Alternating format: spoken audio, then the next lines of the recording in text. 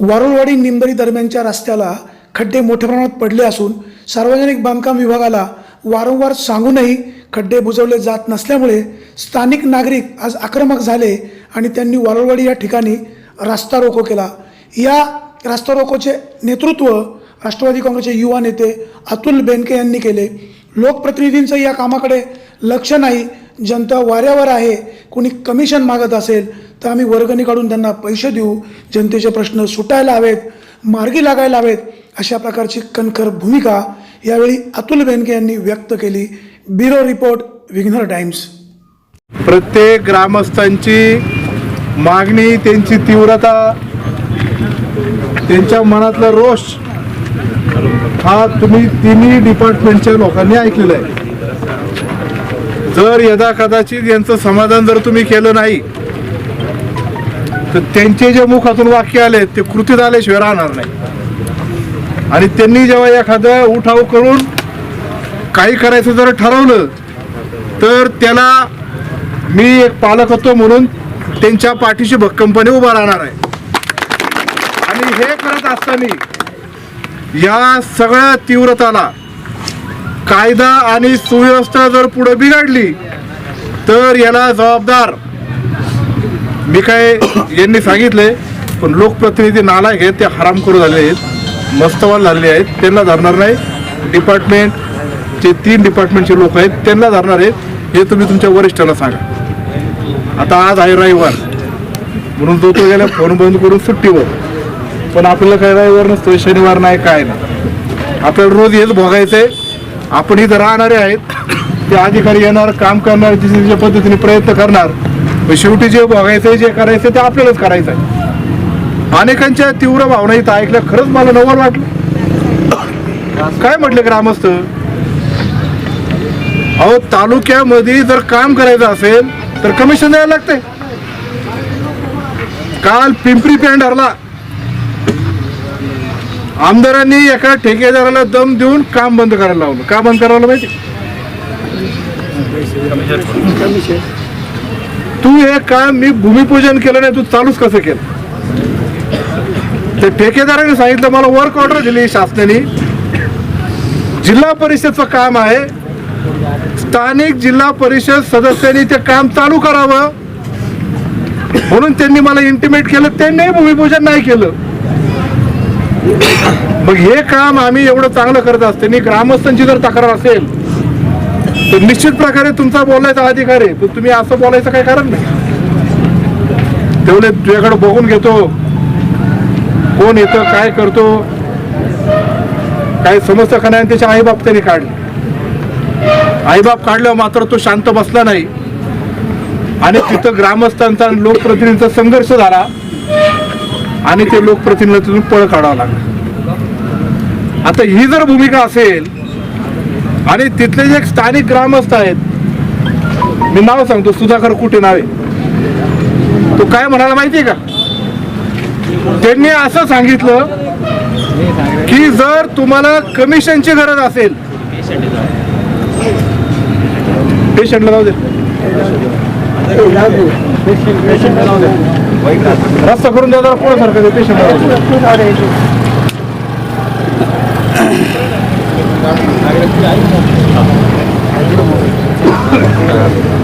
सुधाकर कोटेंनी तिथं असं सांगितलं की जर तुम्हाला हे काम पुढं सुरळीत न्यायचं असं वाटत असेल आणि तुम्हाला जर त्याकरता कमिशन लागत असेल तर आम्ही गावकरी वर्गणी काढतो आणि तुम्हाला कमिशन देतो। गुंजळवाडीमध्ये तेच म्हणाले, अहो तालुक्यात जिथं जिथं कामं चालू आहेत तिथं नक्कीच लोकप्रतिनिधी कमिशन खातात आणि त्या कमिशनच्या रूपाने मी माझ्या खिशातला पैसा खर्च करून हे बांधतो, ते बांधतो, असे काम सगळीकडे चालू आहेत। हे आता काही जनता खुळी राहिली नाही किंवा आम्ही विरोधक आहे म्हणून मी सांगितलं असं झालेलं नाही। हे आपसुक त्यांची मनातली भावना त्यांनी इथं बोलून दाखवली, तिकडे बोलून दाखवली। आणि अशा पद्धतीने जर तुम्ही कार्य करणार असाल तर हे कितपत योग्य आहे तुम्ही ठरवलं पाहिजे। आता नॅशनल हायवेचं काम चौपदरीकरणाचं टोल नाका चालू होता, कोणाच्या आशीर्वादाने चालू होतं ते सांगायला गरज नाही. टोल नाका लोकांनी उठाव केला, त्याच्यानंतर आता आपली आबरू वाचवली पाहिजे म्हणून त्यांनी टोल नाका बंद केला, सेटलमेंट झाली, परत चालू केला आणि लोकांना सांगितलं मला शब्द दिलेला आहे असं असं होणार, तसं तसं होणार आणि आपण तुमच्या मागण्या जे आहे ते पूर्ण करू. 7-8 महिने झाले ते काहीच व्हायना, परत जायला लागले आबरू. त्यांनी परत टोल नाका बंद केला आणि परत चालू केला. म्हणजे काय म्हणावं यांना, मला दानका द्यायचा नाही, एकच द्यायचा पण नीटच द्यायचा.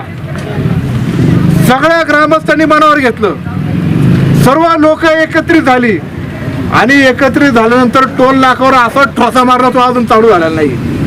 आता त्याचं निवेदन टेंडर निघालेले आहेत. नारायणगाव बायपास आणि खेडचा घाट याचे टेंडर आता पेपरमध्ये पब्लिश झाले, त्याच्यावर ठेकेदार नेमून ते निश्चित प्रकारे काम पूर्ण होईल, लवकरात लवकर पूर्ण होईल. कारण त्याच्यावर लक्ष आणि नजर ही माझी वैयक्तिक स्वतःची आहे.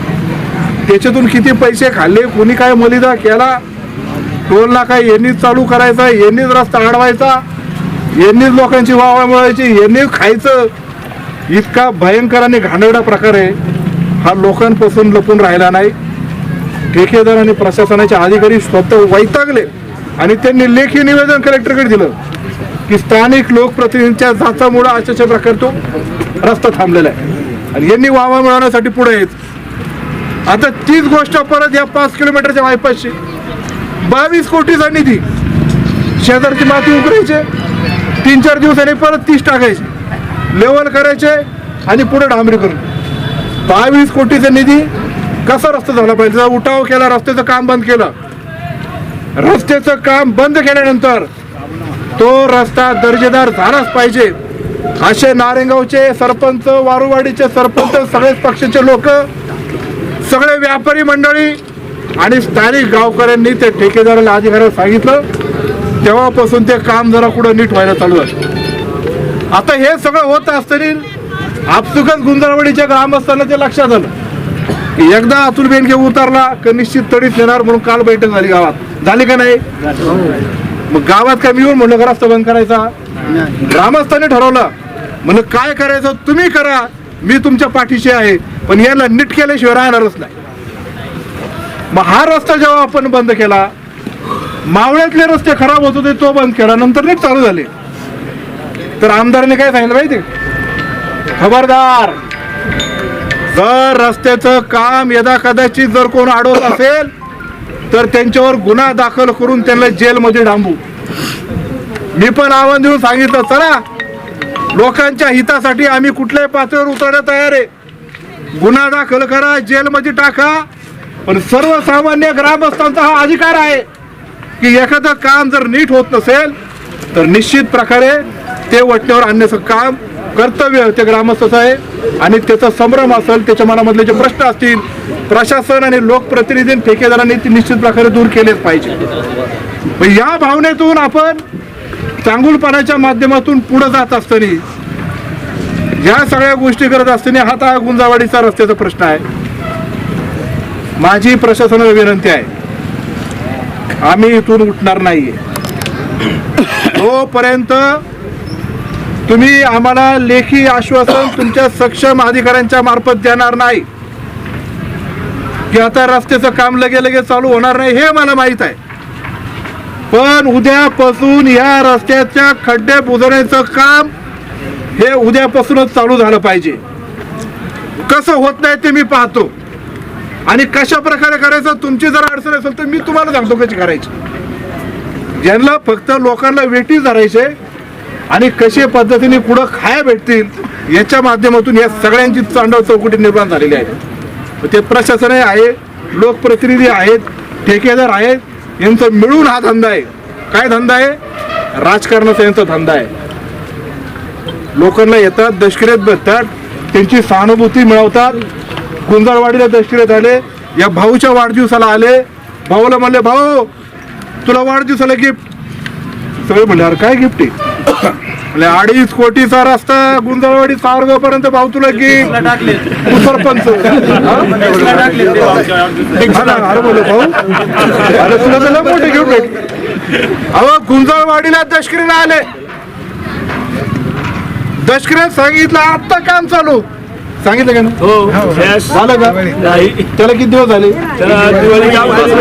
त्याला 5-6 महिने झाले अहो साने गुरुजीने एक वाक्य सांगितलंय काय वाक्य सांगितलंय खरा तो एकीचा धर्म जगाला त्यांच्याही मुखातून मी वाक्य ते ऐकत असतो खरा तो एकीचा धर्म जगाला प्रेम अर्पावे पण आमच्या गुंजळवाडी आणि जुन्नरकरांचं काय सांगणे माहिती का खरा तो एकीचा धर्म जगाला प्रेम अर्पावे पण तुमचं हे गाढव प्रेम काही कामाचं नाही नुसतं मी तुमचं आहे मी आपलं आहे मी शिलेदार आहे मी हे करणार मी ते करणार वावा मिळवणार सुख दुःख देणार पण कामाचं काय ते केलंच पाहिजे लोकांमध्ये समरस झालंच पाहिजे पण कामाच्या बाबतीत जर अशा पद्धतीची दिरांग होत असेल तर ते आम्हाला मान्य नाही हा रस्ता शासन सरकार कोणाचा आहे हे आपल्या सगळ्यांना माहित आहे अजूनही रस्ता करा पाहिजे तेवढं श्रेय घ्या प्रत्येक वार्डात बोर्ड लावा प्रत्येक गावात प्रत्येक वाडीत ठिकठिकाणी भूमिपूजन करा मस्तपैकी भाषणं ठोका मतं मिळवा जिंकून या परत पण माझा रस्ता करून द्या याच भूमिकेतून आज खऱ्या अर्थाने मी आणि आमच्या सर्व मित्र परिवारात सगळे इथं उतरलेलो आहे रस्त्याच्या कामाच्या बाबतीत जी भूमिका आम्ही घेतलेली आहे त्याच्यामध्ये आता बदल होणार नाही ठरले करायचं बदल करायचं आमची जी मागणी आहे तुम्हाला सांगणं आहे की तुमचा सक्षम अधिकारी इथं या आम्हाला लेखी तुम्ही लिहून द्या की उद्यापासून या खड्ड्याचं काम तुम्ही चालू करणार 1-5-6 दिवसाच्या कालावधीत आम्हाला या खड्ड्याचं काम दर्जात्मक दृष्टिकोनातून पूर्ण झालं पाहिजे आमच्या वारुवाडीचे उपसरपंच सचिनजी वारुळे असेल भाऊशेठ असेल किंवा इथले दोघं तिघजण आहेत किंवा आमच्या गुंजळवाडीचे जे उपसरपंच पप्पू शेठ आणि त्यांचे सर्व संतोष शेठ शिंदे असतील विकास भाऊ दरेकर असेल अशोक शेठ असेल ही 4-5 मंडळी यांनी रस्त्याच्या दर्जाच्या कामाची तपासणी पण सगळ्यांनी ती केली पाहिजे अख्खं गाव आम्ही सोडणार नाही जेणेकरून तिथं वाद निर्माण होतो ही समजदार लोक आहेत अनुभवी लोक आहेत गावचं नेतृत्व त्यांनी केलंय यांच्या माध्यमातून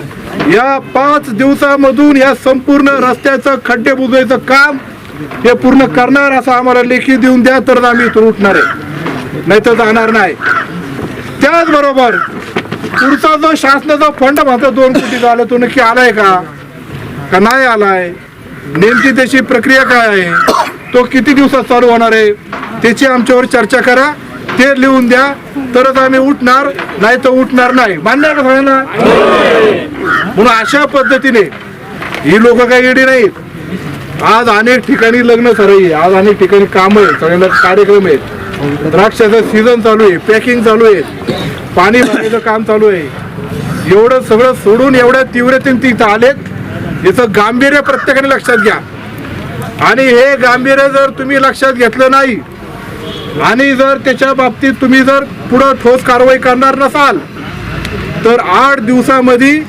आमच्या गुंजळवाडीचा आणि वारुवाडीचा राष्ट्रवादी काँग्रेस पक्षाचा काय दणका आहे तो आम्ही निश्चित प्रकारे तुम्हाला दाखवून दिल्याशिवाय राहणार नाही अख्खा तालुकाही आणू पण या 2 गावचे रस्ते पूर्ण केल्याशिवाय स्वस्त बसणार नाही